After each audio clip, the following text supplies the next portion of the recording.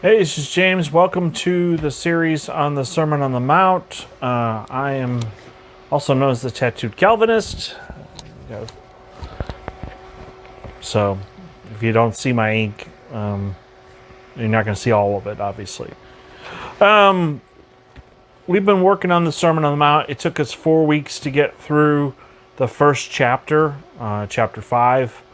What I've discovered by doing the videos and stuff is that I just felt like I don't need to give you the same stuff here that I do on the podcast.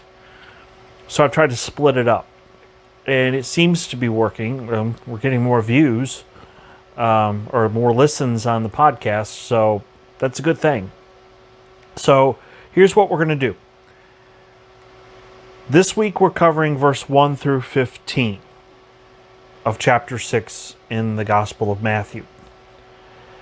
Here, I'm only going to cover the first 4 verses. So if you want to listen to the rest of it, you got to listen to the podcast. And I'll put that up above, which is what I normally try to do. By the way, my curtain fell, or the blanket. Actually, what happened was I had both sides with these things, and then this side kept falling. And so then I put a nail up there, and then the other side fell. So I have to get another nail, stick it up there, and try to get this fixed. But those wolves look kind of cool. I don't know. Anyway, so we're going to cover Matthew 6.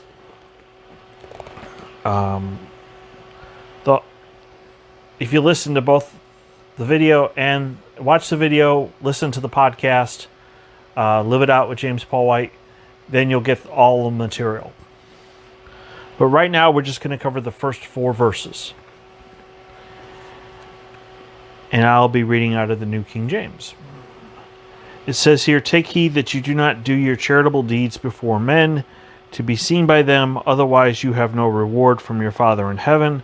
Therefore, when you do a charitable deed, do not sound a trumpet before you, as the hypocrites do in the synagogues and in their streets, that they may have their glory from men.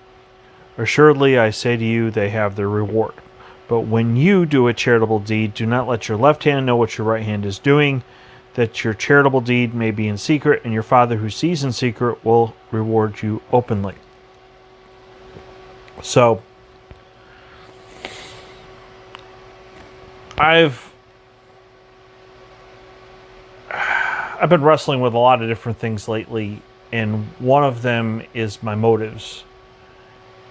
And I've been having to ask myself, and my goal didn't always happen, but most of the time it does, is that I want to glorify God in everything I say and in everything I do. I'll admit, earlier, maybe about a half an hour ago, I was at a gas station and I was waiting in line to pay, and this young kid literally just walks right in front of me and gets in line.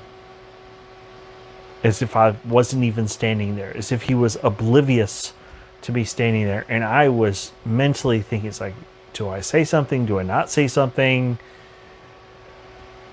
And the more I thought about it, the more I was just like, ignorance is bliss.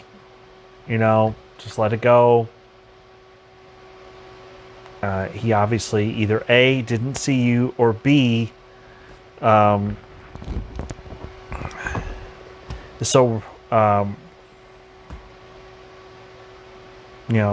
just doesn't care about other people. And as a side note, I think those of us who are born again have to understand that people who are lost are not going to be nice. They're not going to treat you well. They're not going to be polite. So to expect them to act like a Christian would is foolish. So I let it go. Didn't want to. My flesh was like, "Grrr." If I had said something especially if I had said it in anger. Wouldn't have honored God. We need to, everything we say and everything we do, we need to honor God, not look for our own glory, which is what these guys were doing. Now, this is my MacArthur Study Bible. He points out the fact that, when Jesus says in secret in verse 4, God knows what you're doing. He'll reward you. So don't worry about that part. The other interesting thing is verse 2, the word hypocrite. The word has its origin in Greek theater describing a character who wore a mask. The term, as in used in the New Testament, normally described an unregenerate person who was self-deceived. They have their reward. Their reward is that they were seen by men, nothing more. God does not reward hypocrisy, but he does punish. Cross-reference Matthew 23, verse 13 through 23. So, God knows who's being fake, and God knows who's being real. I just want to add to that, doing the right thing doesn't always feel right. We have to stop being a culture that lives by our feelings and our emotions. We need to live by this. This is our standard. If you are a born-again child of God, if you are a Christian, we got to start living by this. Stop seeking feelings and healings and miracles and, I felt led of the Spirit of the Lord. And it's got to be based upon this book. Now, I know I've made fun of the name, the Ultimate Commentary, but there's a lot of good stuff in here. And it also talks about the word hypocrite being taken from stage players, just like in there. Referring to in the synagogues. Now, here's an interesting thing. According to this, it means any collection of people assembled for any purpose. And it is not improbable that it has that meaning here. It does not appear that they made a noise in bestowing charity in the synagogues, or that charity was commonly bestowed there. But it was probably done on an occasion of any great assemblage in any place of concourse. So, now the interesting thing, this is a figure of speech. The left hand and the right hand thing that Jesus said. He said, let not a left hand know. This is a proverbial expression signifying the action should be done as secretly as possible. The Hebrews often attributed actions to the members which properly belong to persons. The encouragement for performing our acts of charity in secret is that it will be pleasing to God and that he will see the act, however secret it may be, and will openly reward it. So, and Proverbs 19:17 talks about alms to the poor are lent to the Lord. So, we want to be generous and kind to people, not so that we can care about our reputation or how many likes we get on Facebook or anything like that. What we really want is for everything we do and for everything we say, we want to glorify God. That should be our motives. So,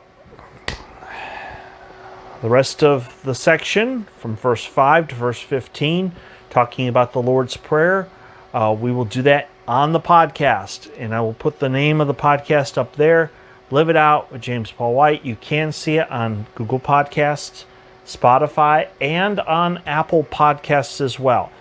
It is available on Apple's podcast. So if you have an iPhone, you can get my podcast. It won't cost you anything, just a little bit of time. Get your Bible out, follow along, and I know that it will be encouraging and edifying. And ultimately, the whole point of this channel is to encourage people to be more and more like Jesus. So, anyway, thank you to my subscribers. I do hope you have a great week. I promise I will have this fixed before next week's show. or episode. Anyway, I love you guys, especially my subscribers. Have a great week.